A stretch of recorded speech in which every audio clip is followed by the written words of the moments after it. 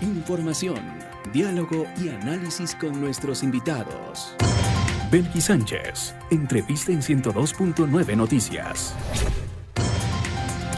Son ya las 7 de la mañana con 26 minutos, amigos. Es momento de arrancar con nuestras entrevistas en esta primera emisión de 102.9 Noticias para seguir haciendo una lectura de los resultados electorales. Vamos a saludar de inmediato a Fernando Muñoz. Él es sociólogo y analista político. Bienvenido, nos acompaña vía telemática. Muy buenos días, Fernando. Buenos días, Belkis. Muchísimas gracias por la invitación y qué gusto estar en este espacio. Gracias, el gusto es nuestro por tenerlo aquí con nosotros, decía yo, para hacer una lectura de los resultados, una lectura también de lo que fueron las encuestas en su momento. 16 candidatos en papeleta, 2 de ellos con mayor opción, lo cual ya se sabía, aunque pese al discurso, como parte del discurso, varios de los aspirantes no lo reconocieron así, pero en todo caso, quiero plantear de entrada, ¿veíamos venir un resultado tan estrecho como el que tenemos hasta esta hora? Bueno, creo que es un hecho medio inusitado en la historia política del Ecuador. Creo que al final, a pesar de que desde el inicio se tenía estos dos grandes actores protagonistas de la contienda electoral, ver que se haya configurado un escenario tanto en la presidencia que se va hacia la segunda vuelta como en la Asamblea Nacional de prácticamente un bipartidismo es algo inusitado. En cierta medida, creo que se podía esperar que ciertas fuerzas tuviesen esta votación minoritaria, ¿no? Que la gran mayoría de candidatos tuvieran menos del 1%.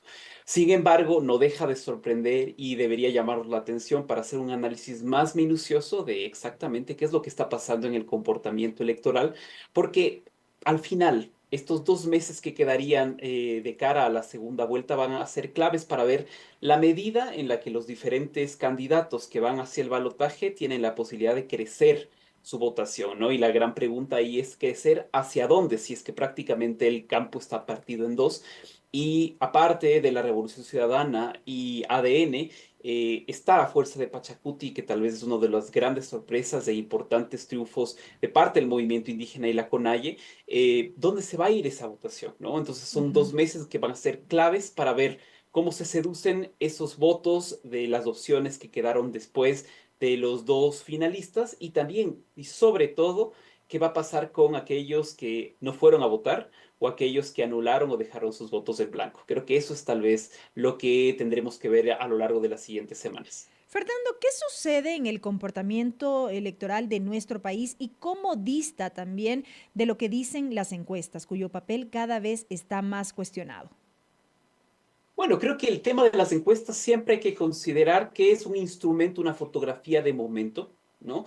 Y una fotografía de momento que está afectada siempre por la subjetividad de quienes son considerados para llenar esas encuestas. Es decir, a pesar de que se pueda diseñar este instrumento metodológico con todo el rigor técnico necesario para evitar sesgos de valor, para lograr que los resultados sean lo más parecido al universo que quiere representar, siempre existe la subjetividad humana, que tiene que ver con, por ejemplo, voto vergonzante, que incluso en encuesta yo digo, voy a votar por tal candidato, aunque realmente estoy votando por otro, voy a votar por otro candidato, ¿no? Y también algo que creo que es importante y siempre se ha dicho en el tema de las elecciones generales en Ecuador, que gran parte de los votantes deciden su voto días antes de las elecciones, incluso en el momento en el que se enfrentan a la papeleta, lo que siempre abre un marco de incertidumbre, ¿no?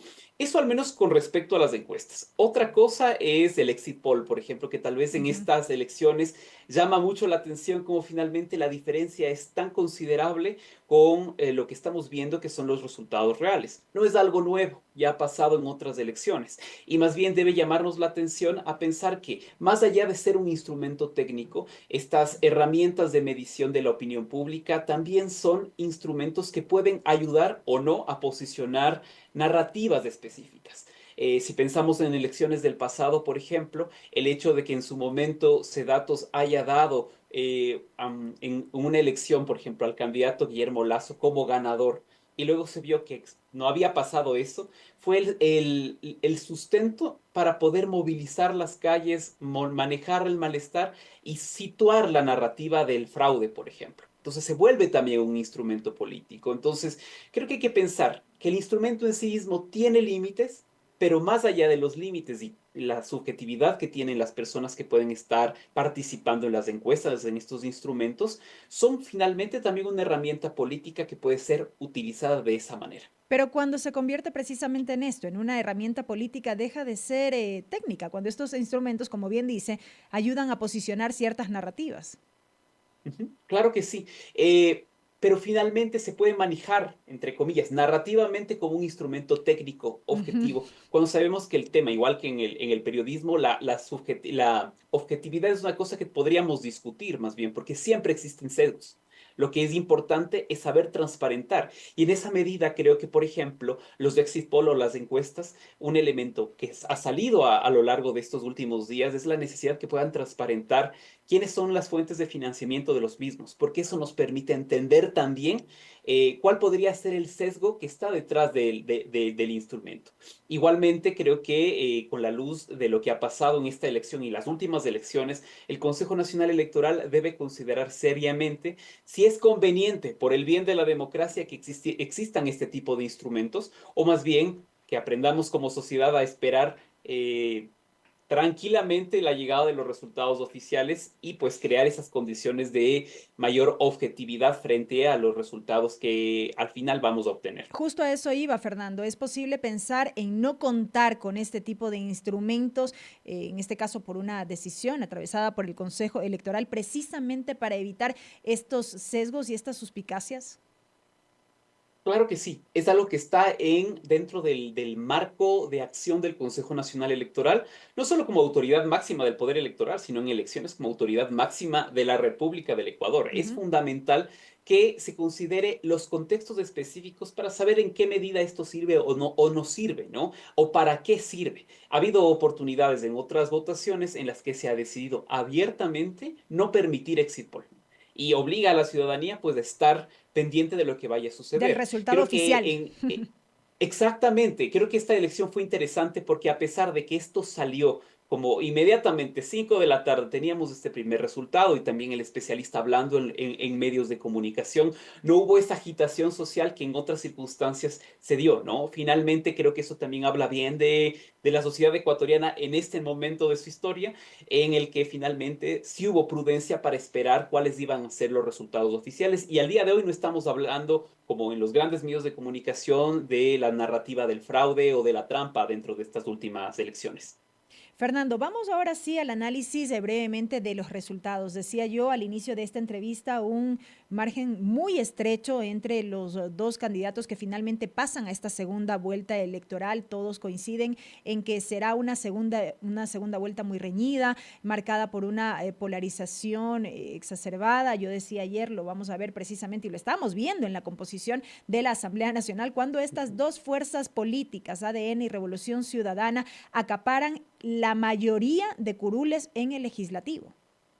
Exactamente, es un escenario creo que inusitado en la historia política del Ecuador, no diría únicamente reciente, ¿no? Ujú. El Ecuador, digamos, desde los estudios de la ciencia política, al menos desde el retorno a la democracia, fue categorizado como un régimen de partidos de multipartidismo extremo, muchos partidos, difícil concentración, y durante el momento de la Revolución Ciudadana, en cambio, pasó a ser un régimen de partidos de partido predominante. Luego volvimos al multipartidismo extremo a partir del 2017 y en adelante, y ahora estamos viendo prácticamente un escenario de bipartidismo. Entonces es un escenario inusitado que de cierta manera sí muestra esta división de la sociedad. Creo que todavía es muy temprano para saber si podemos hablar de una polarización o de una fragmentación del voto. ¿Y a qué me refiero con esto?